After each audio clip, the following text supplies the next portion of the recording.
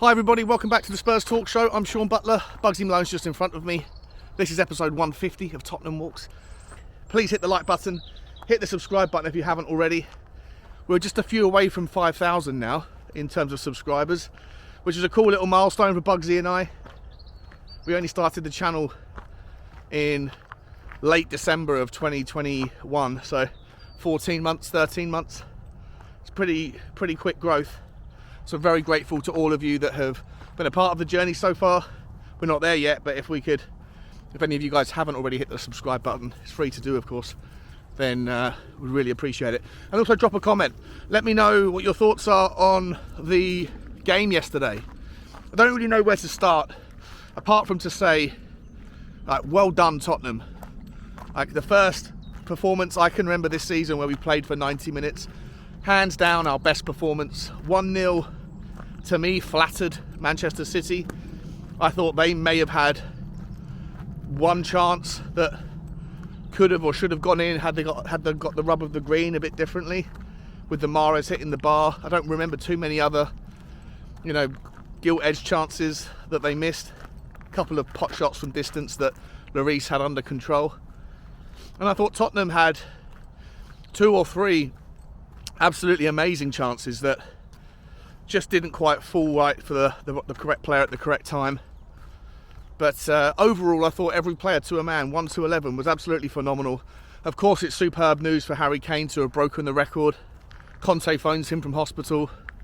Amazing stuff. I saw the messages on Instagram, the Instagram posts from people like Conte and Emerson Royale saying things like, "This is my team, this is my club."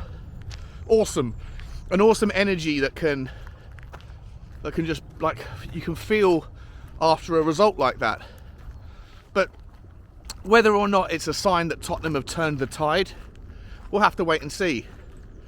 Pedro Porro wasn't necessary during the game because Emerson Royale puts in the game of his Tottenham career. Eric Dyer given a little bit more freedom to almost move into like a defensive midfielder role. He escaped, he broke the line a few times and came forward, which isn't something that we've seen too much of him doing. Ben Davies and Romero, both resolute in their defending when we didn't have the ball and we went to that 5-4-1. Hugo Lloris, calm. His distribution was good during the game. He didn't panic, nothing seemed to faze him. And Perisic managed to have, he wasn't spectacular by any stretch of the imagination, but he certainly recovered well from the absolute brutal devastation that he faced against Mahrez in the first game of this little series a couple of weeks ago. So I thought all 5 of the guys at the back and the keeper put in a good shift in what was obviously going to be one of those games where, especially when you take the lead, we go back into that bank and then break well, and we did break well. Højbjerg and Bentancur, absolutely phenomenal performances from the pair of them. Højbjerg, after on the back of a significant dip in form, comes back into this team and looked like a different player yesterday. He was absolutely superb, and the strength and the composure that he showed for the goal, breaking forward, pressing like a juicer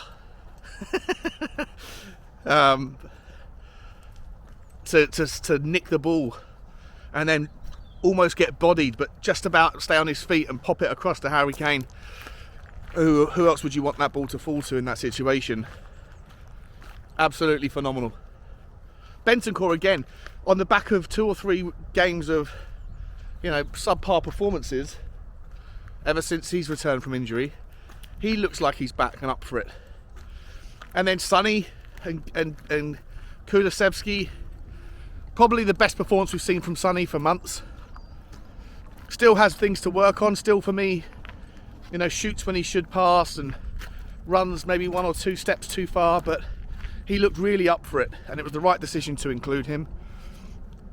And Decky, look, I think he put in a calm performance. I thought he was strong, he was always involved, but I don't know if I'd say that he had the measurement or the betterment of Rico Lewis. And that kid has got a lot of talent. He's just a little bit off the ball, I think, Decky. But he still puts in a great performance even when he's not at his best. And to me, like I said, I don't know what the difference is against Manchester City. Is it Stellini? Stellini has only played, or managed 2 games for us, the Marseille game, when Conte was banned. And we played well in that game, away. You know, that was a 90-minute performance from memory. And it was definitely a 90-minute performance yesterday. So I don't know if this guy has got, you know, some relationship with the players that he can lean into, or whether the players did it for Conte in a sign of respect to the guy who can't be there, for who they love. I don't know. Can't figure it out. Is it just because of the bogey team system? Is it because of the kind of hex that we have over Manchester City? I don't know. I can't figure it out. But all I can say is I'm really happy, and I hope that this is the catalyst now for Tottenham to kick on and, you know, try and get through this next run of games. We've got Leicester away, which I think is very winnable. And then of course you've got Chelsea after Leicester, which is always a tough game to predict. It's a London derby, so form slightly goes out of the window. They are a club that is under a lot of pressure, a manager that's under a lot of pressure. Their owner spent, you know, 150% of the club's annual revenue in the last 6 months on new players. But are they a team, or are they a bunch of individuals that haven't really had time to gel yet and to mash together their various, you know, skills and capabilities? Does the sum equal the parts? Is it greater than the parts, or is it less than the parts? And for me at the moment, I feel like it's definitely less than the parts. But Chelsea against Tottenham, it's always a difficult game for us, and it would be typical of Tottenham to allow Chelsea to get a result at our place, and that would kickstart their season. That would be very Spursy. But things are starting to look better.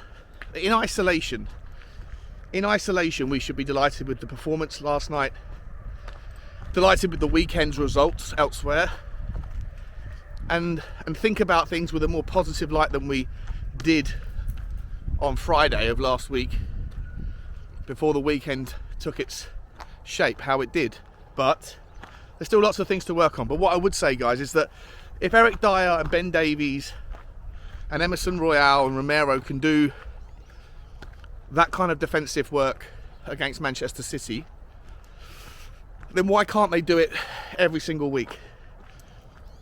Is it a concentration thing? Is it that the 5-4-1 when we don't have the ball allows us to be very compact, but against teams where we're not structuring our defence in that way, when we don't have the ball, we can get picked apart from the gaps that are there? Something to chew over and talk about over the next few days before the Leicester game. But look, how do you feel? Are you pumped? Are you looking up at the table? Are you looking at Newcastle right now? We're 1 point behind Newcastle. I know they've got a game in hand. But, you know, their form is, they haven't lost, but they're drawing a hell of a lot of games right now. They are catchable. Manchester United, I think, are probably the best form team of the people above us. I think if you actually look at the form table, Brentford, I think, have won more points in the last 6 games than anybody else. Brighton are there or thereabouts as well. So you have to have one eye over your shoulder and look at the teams that are coming. But I think we can also have one eye very much fixed on Newcastle. The top 4 race is certainly still very much on. And I think you can make the argument that there's very, very many teams that can still be a participant in it in the second half of the season. For sure, there's not that many points separating a lot of teams in the top half. Similar story at the bottom half as well. I think there's only like 6 points that separates bottom from 13th or 14th or something. Fascinating season, absolutely fascinating season. The majority of fan bases around the Premier League are probably very surprised where their teams sit. Not just positively, but negatively as well. Chelsea and Liverpool fans would never have expected them to be where they are. Fulham fans would never have expected them to be where they are.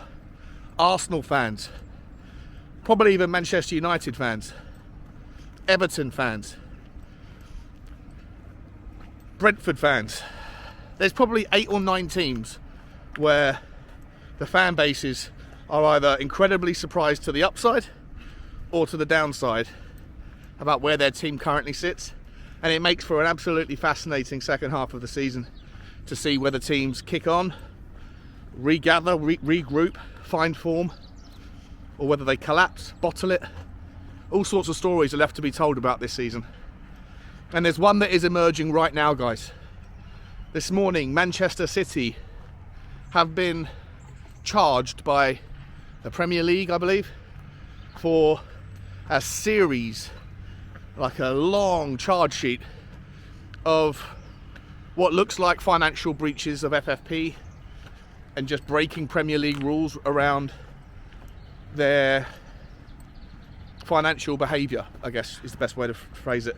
I don't know all of the specifics. I haven't looked at the rules, and it's a very early story, so I'm sure we'll find out more as the day and the week moves forward. But I've seen a few people that are summarising it as saying that they've essentially cooked their books in a whole host of different ways over a whole host of different seasons, going all the way back to like 2010, and that they could be facing significant, very significant consequences. Some people are saying it could be just financial punishments. Others are saying it might be points deductions. Other people are saying it could even be expulsion from the league. Something similar to like what happened with Juventus back in 2010, where they were relegated for their misdemeanors or their misdeeds. I don't know yet, so I'm not going to speculate, but it wouldn't come as any kind of surprise to me. You know, on this channel we've spoken several times about how, you know, Manchester City have sponsorships from betting companies that don't exist, or they have investments from shell corporations that have no known product or service and just have like a shell of an office that has no employees or any permanent staff that are pumping millions into the club. As I've always said, there's sugar daddy ownerships out there whose biggest problem is not finding the sources of money, but it's hiding the sources of money. And if this story holds true, then maybe, just maybe, Manchester City have failed in their abilities to hide the sources of money, and that they're going to face some future challenges. Whether those challenges are felt this season or in a future season, I don't know. But look, on the one hand, it kind of feels like, absent Manchester United going on a ridiculous run, if there is problems for Manchester City right now, is it Arsenal's season? Probably. They'll have that asterisk next to the name, in my mind. You didn't really win it cleanly. You know, how do we know what would have happened had Manchester City not been caught? But then at the same time, if Manchester City are guilty of all those things, then do you put asterisks next to every one of their previous titles? Well, the conversation and the debate can rage for that one for a long time. But to me, it's going to be interesting if they do throw the book at City. What does that mean for Tottenham? Should we look more favourably upon the ownership that we have and how we stay somewhat competitively involved in most competitions, whilst also doing it organically, trying to make ends meet, whereas everybody else is cheating on some level? Not everybody else, but some other clubs are cheating and cooking the books. Again, something to discuss in shows that we'll be doing this week, once we get a more clearer picture and clearer data on what the situation is. Listen guys, don't really know what else to say apart from it's a good day. I feel bright, I feel breezy, so should you. Let me know your thoughts though. Do you think this could be the catalyst for a push in the second half of the season? Is it a result like this that generates a response like the one that Harry Kane got from Conte that demonstrates that there is a camaraderie amongst the Tottenham Hotspur team that maybe, just maybe, results in both Kane and Conte staying next season. Next season, when we have the likes of Udogie on the left and Porro on the right, and just with a couple of new centre-backs and a goalkeeper, could have a very, very strong looking team, on paper at least. Is there reasons to be more cheerful, guys? Like Gary Neville said last night, he doesn't understand why there's doom and gloom around Tottenham. I understand it more than he does, I think, but I don't understand why in some areas of the fan base it's quite as peak and bleak as they portray it to be. But to each their own. Everyone's opinion is everybody's opinion. Guys, I'll leave it there. Like, share and subscribe. See you tomorrow, or maybe this afternoon for a stream. Who knows? Take it easy. And as always, guys, bye-bye.